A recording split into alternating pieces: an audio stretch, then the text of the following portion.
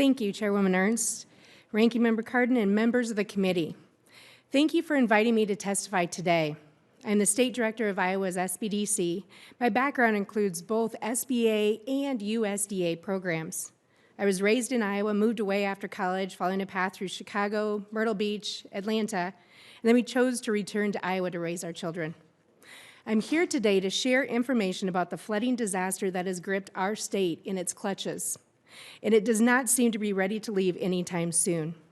Iowa has been hit with a flood event that started in March of 2019. Our SBDC teams reached out immediately to the economic developers, chambers, and other partners to let them know how we are able to help. They encouraged them to make sure to use us as a tool in their toolbox to help local businesses navigate through the process of cleanup and move towards recovery. The sustainability of these small, rural communities depended upon our state working together and working quickly to find information and hopefully solutions for these small businesses. Sadly, businesses who were able to clean up in May when the waters receded were hit by a second round of flooding the first week in June. Roads that had just opened to bring visitors and consumers back to our business communities were closed again. The flood is a different kind of disaster, a different kind of frustration, and I hope to be able to discuss how a different kind of defense is needed. On March 23rd, it was announced that the several disaster recovery centers and business recovery centers were going to open.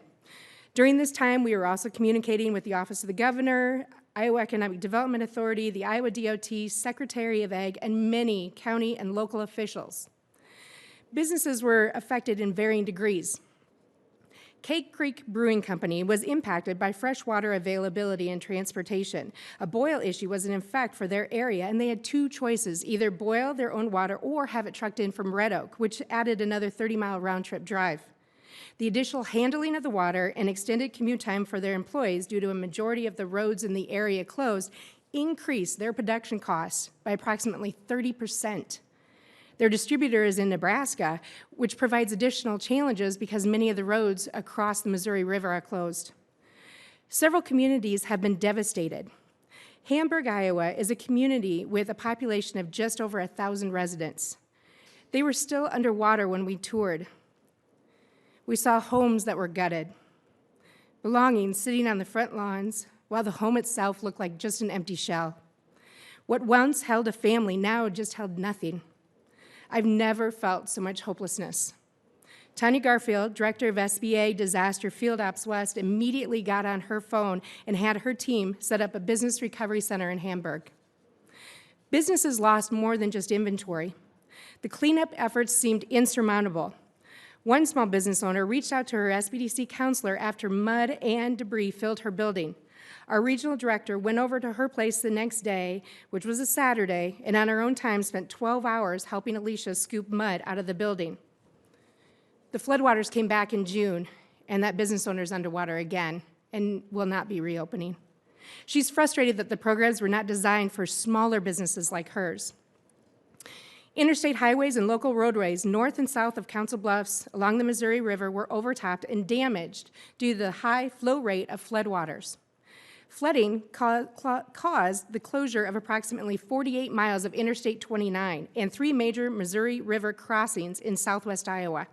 This means that there are 125 miles between open state highway bridges crossing the Missouri River. The only way for commuters and freight to cross is through bridges in the Omaha, Council Bluffs area and St. Joe, Missouri. The DOT estimates 45,000 vehicles and trucks were detoured per day. Throughout the floods so far, SBDCs have played and continue to play an integral role in disaster response and recovery in Iowa. SBDC counselors and advisors are often first on the scene, helping businesses and communities rebound from the damage. We work closely with state and federal agencies to make sure that small businesses, rural small businesses as well, the backbone of our community, are supported. SBDCs offer significant advising to our clients during the response. SBA disaster team leads did a great job coordinating with the SBDC network. Disaster recovery is not a one-size-fits-all. We need to find ways to help get rural businesses back to wealth creation. In closing, thank you for letting me share my thoughts, and I look forward to questions and sharing ideas for how to address this problem.